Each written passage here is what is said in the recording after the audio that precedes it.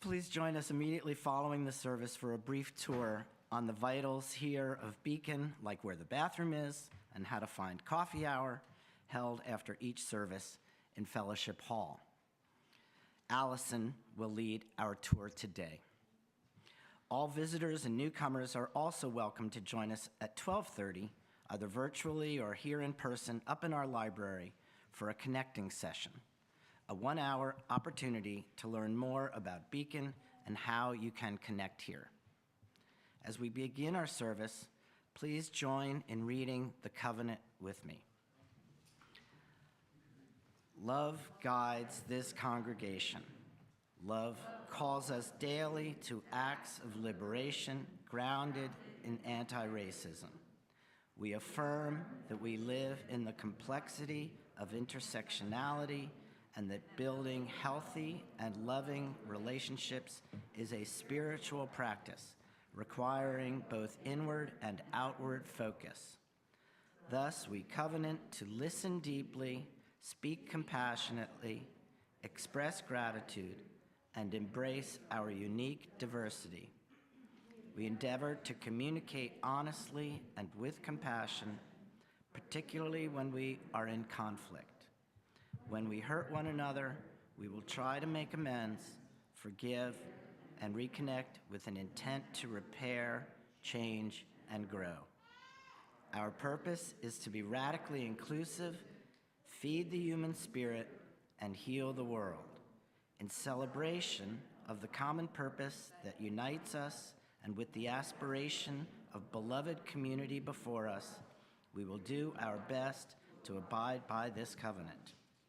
We continue with singing Hush, hymn number 1040. Please rise as you are able.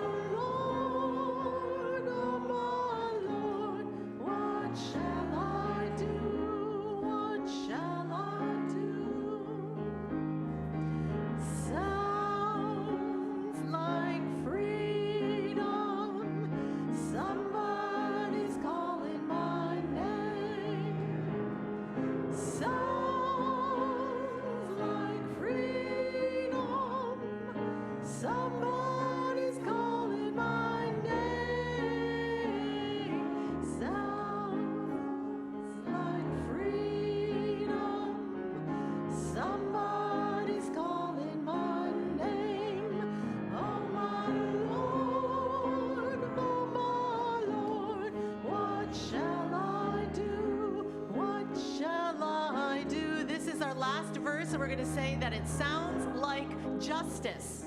Sounds like justice.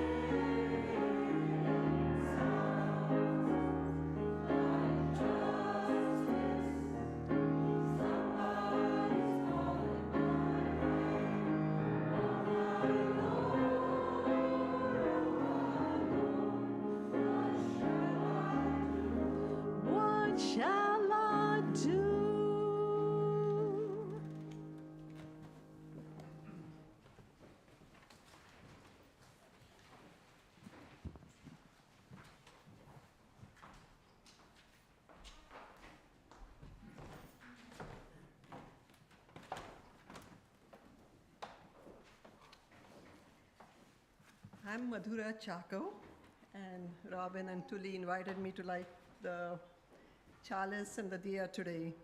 So today we light our chalice, and another flame known as the diya,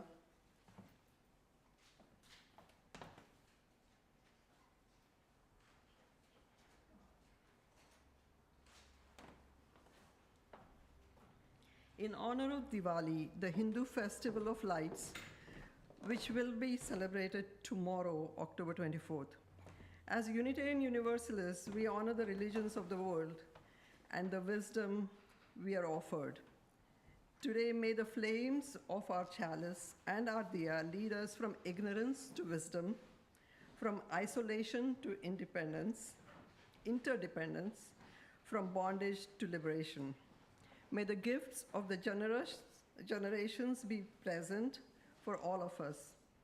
May Goddess Lakshmi, holder of prosperity, goodwill, and generosity, be present in our homes this year.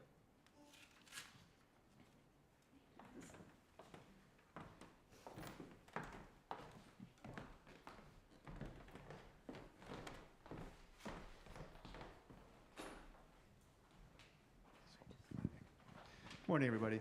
My name is Dennis Mannion. I am a member of the Beacon Chaplain team. Our chaplain ministry is one of many ways that Beacon lives into our mission of radical inclusion, feeding the human spirit, and healing the world. Each Sunday, as a community, we light candles of sorrow, joy, and gratitude. This morning, we light a candle of sorrow for the people of Ukraine, Myanmar, and Ethiopia, who are living under the threat of violence, deprivation, and in a continual state of humanitarian crisis due to the insanity of war. We light a candle of joy this morning for Hannah and Michael Hergenhan, who welcomed Audrey Donna Hergenhan, born on Tuesday, weighing in at 7 pounds, 9 ounces. We celebrate the arrival of Audrey along with Hannah, Michael, and big sister Natalie.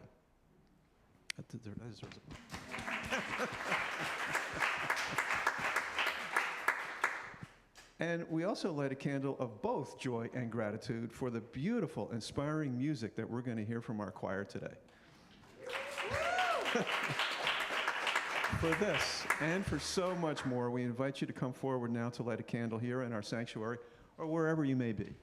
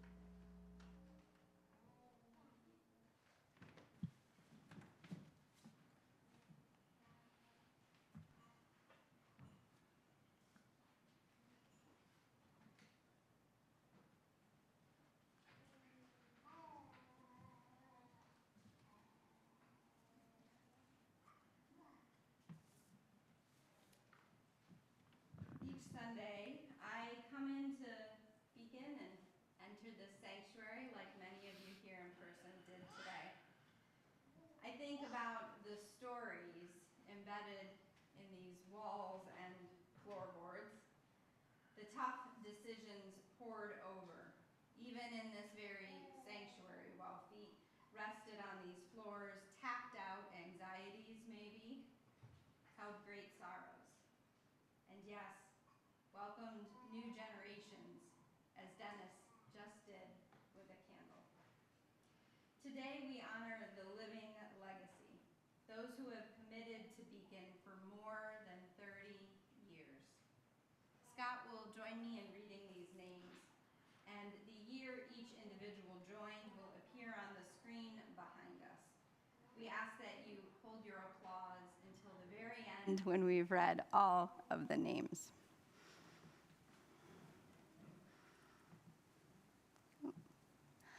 I know there's a name missing at the top because I memorized the date, and it's Marilyn Fultz, 1960.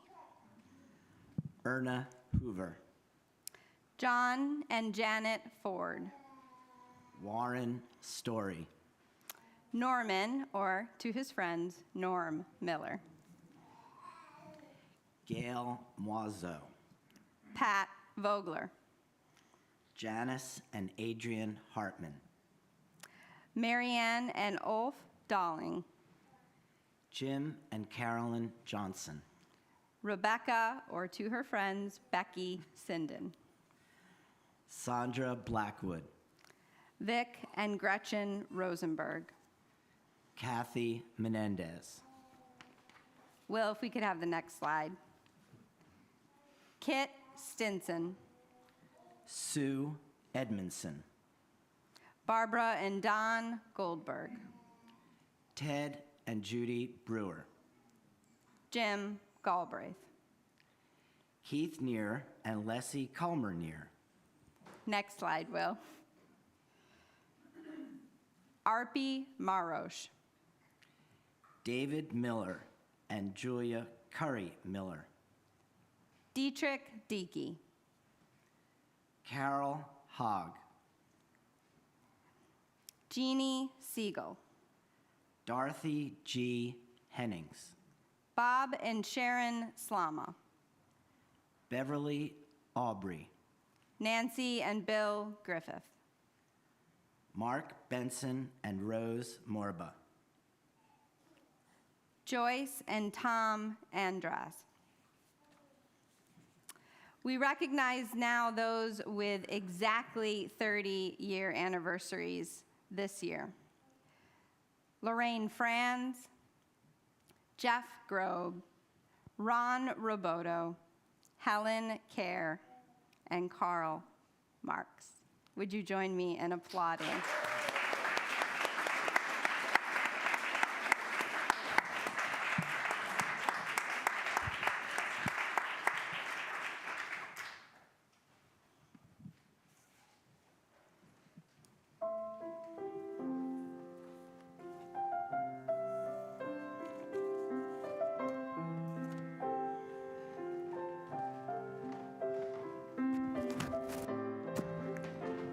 Just go back to the blank slide. Perfect.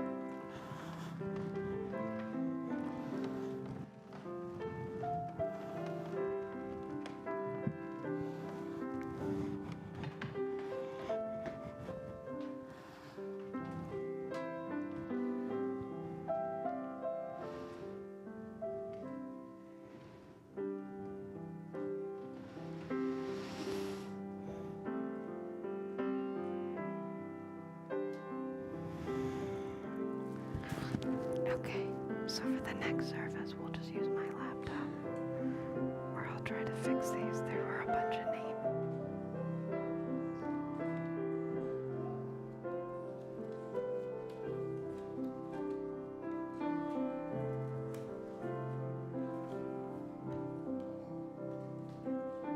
Breathe in, breathe out. Breathe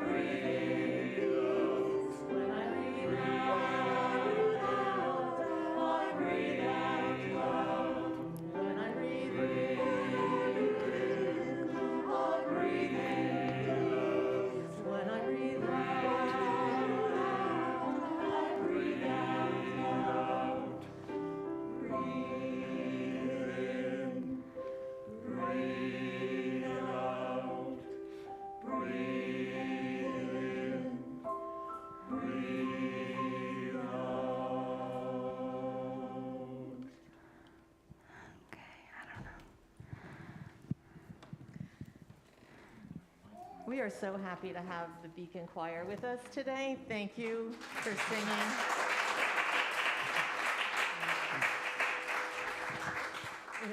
Ted and Ron and Norm and Jean and Janice and Marilyn and Kathy and Joelle and Sarah, and I couldn't be happier to have you all here today. What we're going to sing next is a different version of Spirit of Life than you might be used to. It has 4 separate parts, so you can listen to all the parts and sort of let that wash over you. And that is by Carolyn McDade. And the final piece that we'll sing together is called Side by Side, which is a piece by Leah Morris that I heard at the music version of General Assembly for the UUA.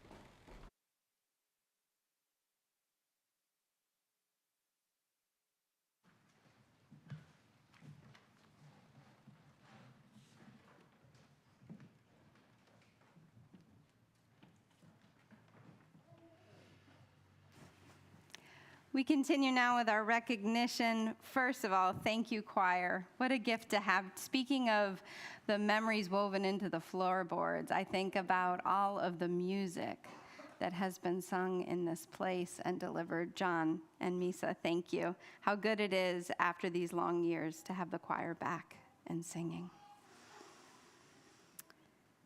We recognize now the 25th anniversary years.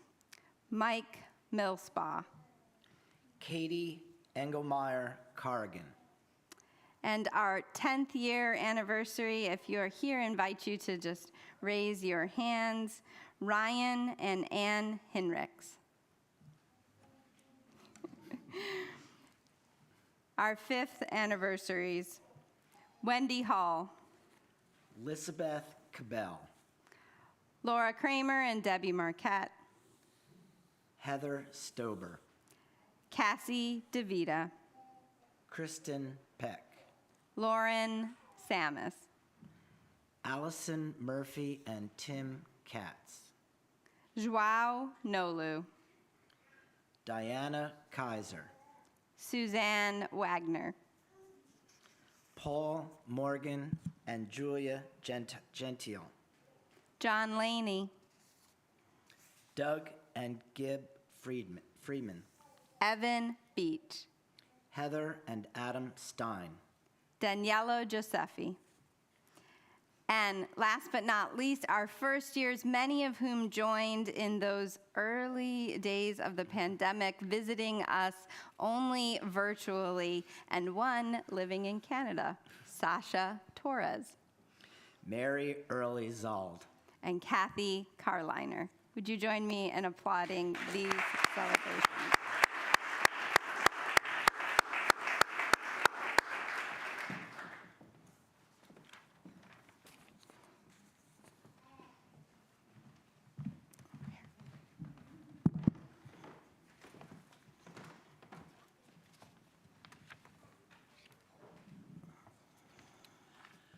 Hello, Beacon. I'm Helen Kerr, and I answer to she. And I'm a member of the team that chose the architect for the Red Cross property that we bought recently.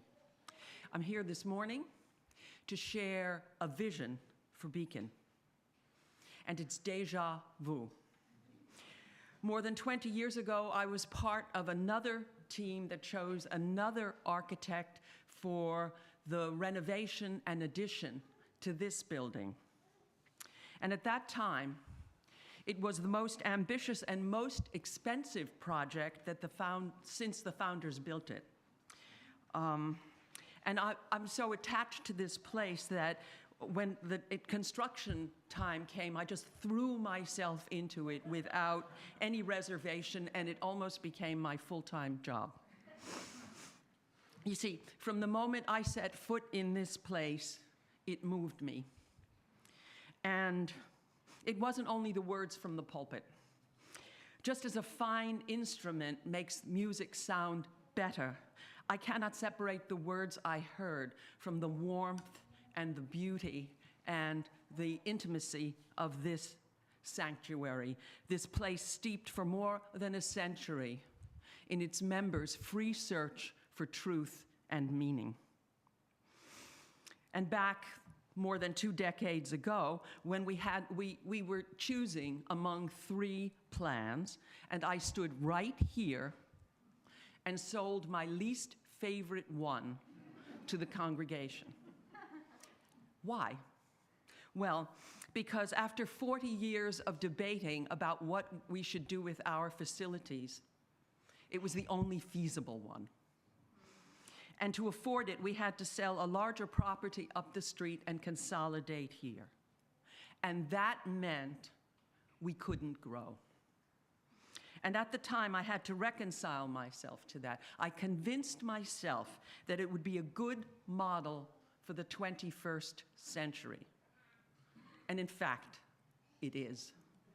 We have to wrest ourselves from a destructive myth of progress that sows dissatisfaction with everything that we already have. Appreciating and taking care of what we already have is one of the most sustainable things that we can do. At the same time, others have said that this building no longer expresses enough of who we are. Coming as it does out of a sturdy Protestant tradition, it sends a misleading message about us into the world. There's some truth in that. And despite the limits of this place, we just keep on growing. Like the old woman who lived with so many children in a shoe, the shoe no longer fits. So how do we resolve this paradox? Paradox, it's a word I've come to love. Paradox sets limits, and limits spur creativity. They open a vista between either or, between holding on and letting go. Like those who came before us, we can find satisfaction and even inspiration somewhere between everything possible to imagine and everything really possible. As the song we heard tells us, roots hold me close, wings set me free.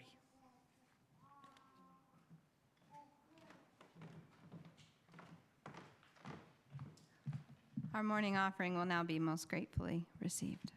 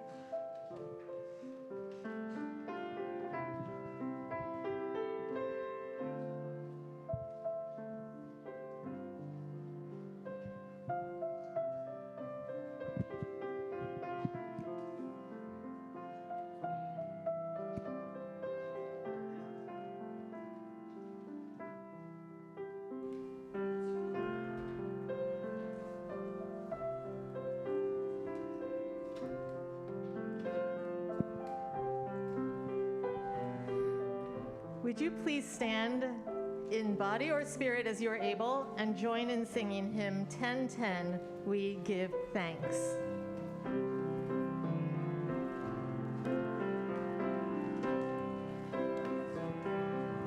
Oh, we give thanks for this precious day, for all gathered here and those far away, for this time we share with love and care. Oh, we give thanks for this precious day.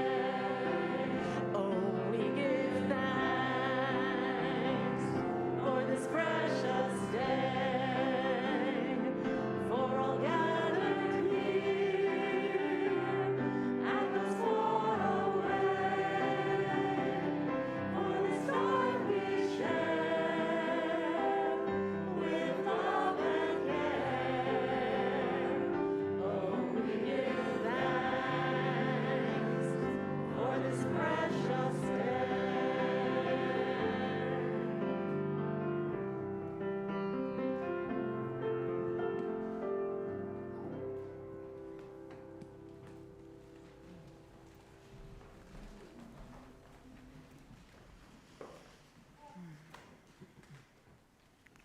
Today's sermon is entitled, What's Your You Got to Do with Me? It's an homage, if you will, to Positive K's 1992 classic. But before we get to the lyrics, can we take in that 1992 could be a classic?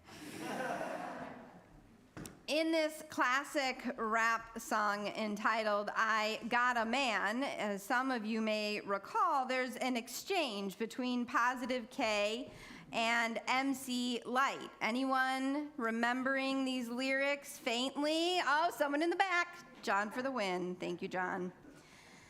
As they dialogue together, "I got a man," says MC Light, and in retort, Positive K responds, "What's your man got to do with me?" For a long time, Unitarian Universalism perhaps is the inheritors of heresy and religious persecution, or maybe because in the US, the Unitarians early on had so much power, or maybe it's our bending toward introversion that we had a kind of similar policy on religion. "I got a religion. What's your religion got to do with me?" There was a standoffish, anti-evangelical trend for some time. As the old joke goes, what does an evangelical UU do? Knocks on your door and asks you why they're there.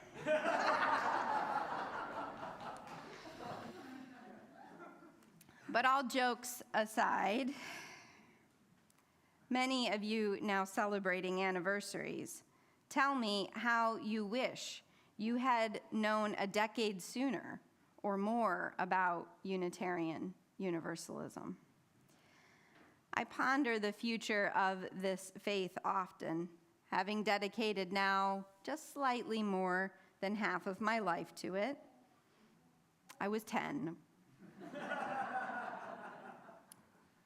Sometimes on a Monday or early on a Sunday, okay, those of you who know me know I don't get here that early on a Sunday. I'm not a morning person, but on those rare occasions that I get here even before Dr. Tooley, I will sit in this sanctuary when the light is just kind of filtering through the windows.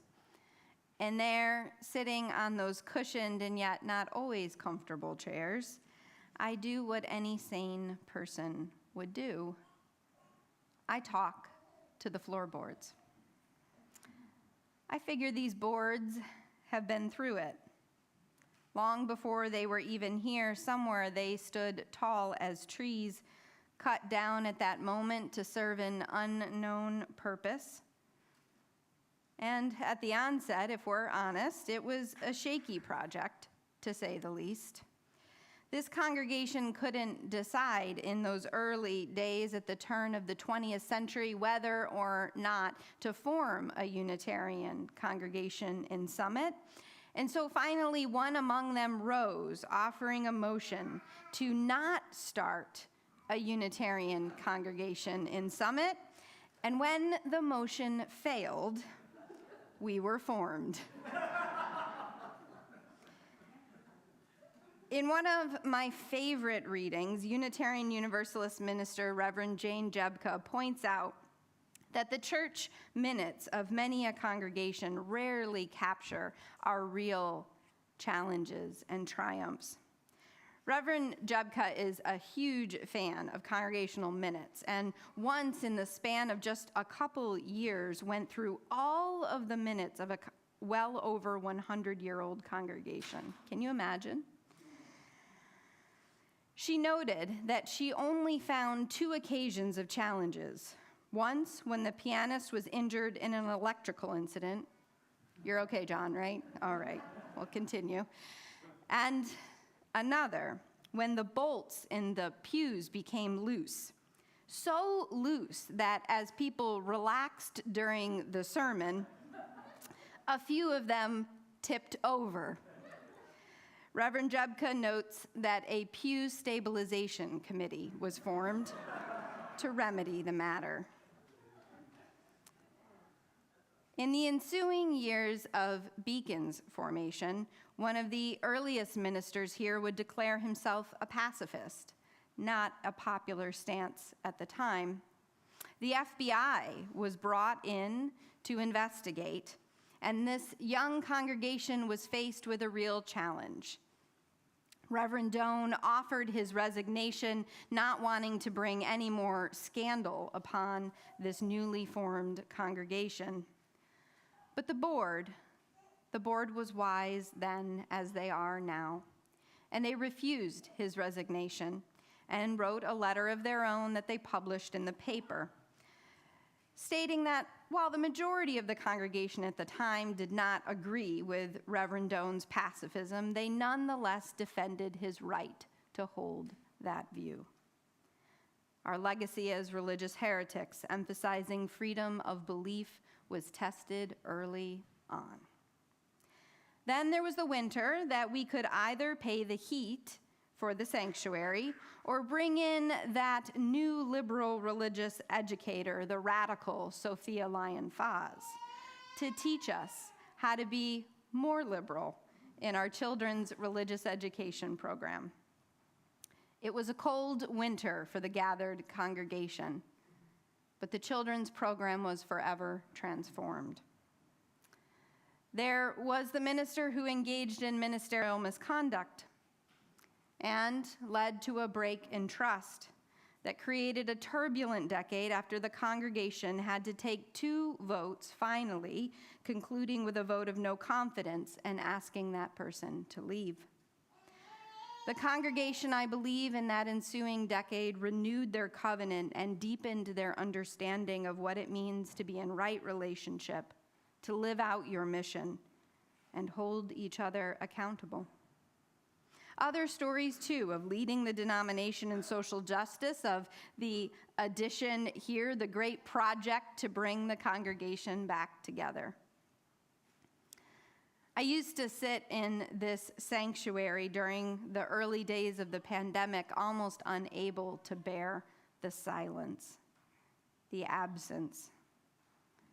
And I wondered then, what is the most faithful thing I can do? But I didn't wonder, even when it was hardest to envision a path through that pandemic or through the politics of the last few years or through personal pain and loss, I did not ever wonder if Unitarian Universalism and by consequence Beacon mattered. Now, we aren't the easiest faith to explain, are we? Have you tried it in an elevator? There's no 3-point creed, and even our earliest definitions, anti-Trinitarianism and Universalism, were not nearly as straightforward as many religions. Dr. Tully and I are teaching a course called This We Believe, and at the same time, I'm co-facilitating the 9th grade Coming of Age program, where our youth will conclude that program with telling us what they believe as Unitarian Universalists.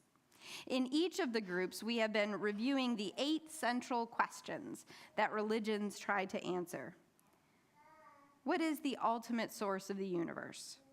How was the universe created? How is the universe mapped out, if at all? Does the universe have a purpose? How were we created? What is the point of life? And how should we live our lives? Now, I know you've all got your answers ready. You know, these larger questions used to fascinate me when I was in seminary and undergraduate. But today, I'm not drawn by these any longer when I talk to the floorboards. There's a group in our denomination trying to answer at our denominational level what we believe. There's a proposal to change our principles entirely, and in fact, many congregations, ours included, have added an 8th principle to the 7. And this committee is looking at the whole section of the Unitarian Universalist Association bylaws where the principles are. Recently, this group released their proposal. Love is the enduring force that holds us together. As Unitarian Universalists in religious community, we covenant congregation to congregation and through our association to support and assist each other in engaging our ministries. We draw from our heritages of freedom and reason, hope and courage, building on the foundation of love. Love inspires and powers the passion with which we embody our values. Inseparable from one another, these values are justice. We work to be diverse, multicultural, beloved communities where all people thrive. We covenant to dismantle racism and all forms of oppression within individuals and our institutions. We are accountable to each other for this work. Generosity. We cultivate a spirit of generosity, of gratitude, and hope. We covenant to freely share our faith, presence, and resources. Compassionate generosity connects us one to another in relationships of mutuality. Evolution. We adapt to the changing world. We covenant to collectively transform and grow spiritually and ethically. Evolution is fundamental to life and to our Unitarian Universalist heritages, never complete and never perfect. Pluralism. We celebrate that we are all sacred beings, diverse in culture, theology, and experience. We covenant to learn from one another and openly explore the depth and breadth of our many wisdoms. We embrace our differences and commonalities with love, curiosity, and respect. Equity. We declare that every person has the right to flourish with dignity and worthiness. We covenant to use our time, our wisdom, attention, and money to build and sustain a fully inclusive and accessible community of communities. Interdependence. We honor the sacred interdependent web of all existence. With humility, we understand our place in the web. We covenant to care for and respect the earth and all beings by fostering relationships of mutuality. We work to repair the bonds we have broken. Now, I rather like their proposal. I'm not here to pitch which way you should vote if you go to our General Assembly. And not just because it sounds so much like our congregational covenant, by the way. I think we did a good job there.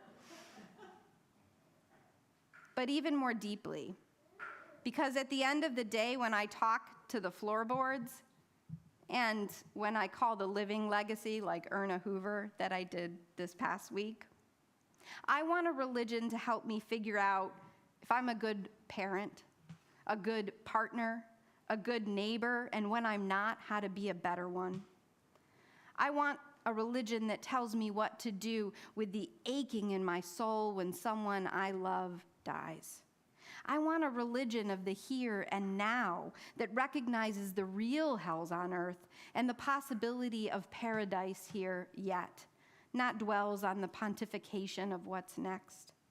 And I want a religion with a laser focus on the moral issues of our time, not the deep-sea politically charged exploration of my uterus or uteri, or sexuality or gender identity, but the aching, moral death toll of poverty, the devastation of rainforests, the rising waters, the scorched earth, the crush of systemic racism, and the oppressions that octopus leg their way out from this system. I want a faith that tells me what to do with my own entanglement in systemic evil, and not obsess at swatting at Satan or some supernatural force. I want a faith that gives me more than God needed an angel when a beloved dies, or completes suicide or overdoses. I don't need a perfectly mapped out, ordered universe with cause and effect and no room for compassion. I want a faith that reminds me the pews might flip over, the floorboards might give way or need to be lifted, and everything we think we know might even yet unravel, but that there is a living legacy, a love that is the enduring force that holds us together, and it is as much my birthright as it is yours, as much my work as it is ours. So what's your you got to do with me? Everything. And may it stay so for a long, long time. Amen.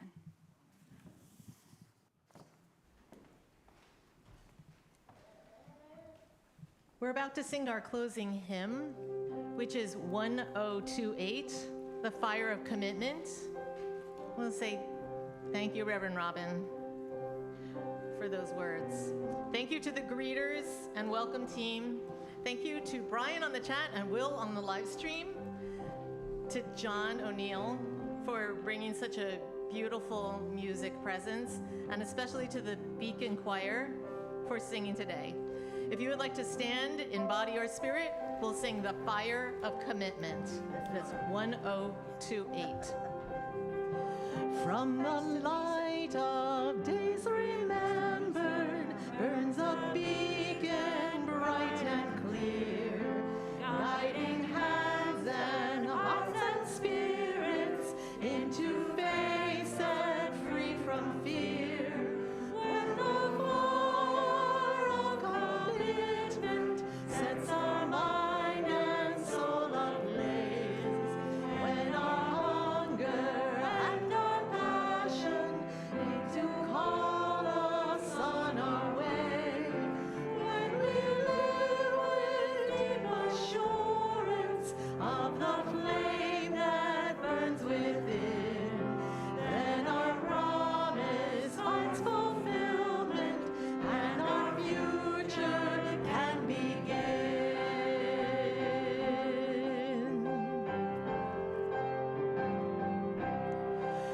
From the stories of our living rings a song both brave and free, calling pilgrims still to witness to the life of liberty.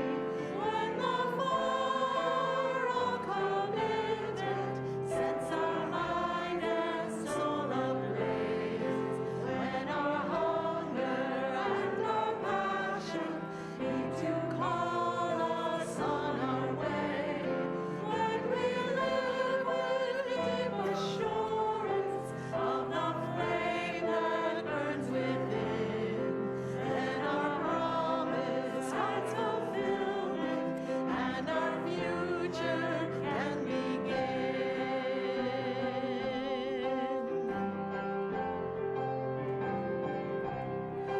From the dreams of youthful vision comes a new prophetic voice, which demands a deeper justice built by our courageous choice. When the fire of commitment sets our mind and soul ablaze, when our hunger and our passion need to call us on our way, when we live with deep assurance of the flame that burns within, then our promise finds fulfillment and our future can begin.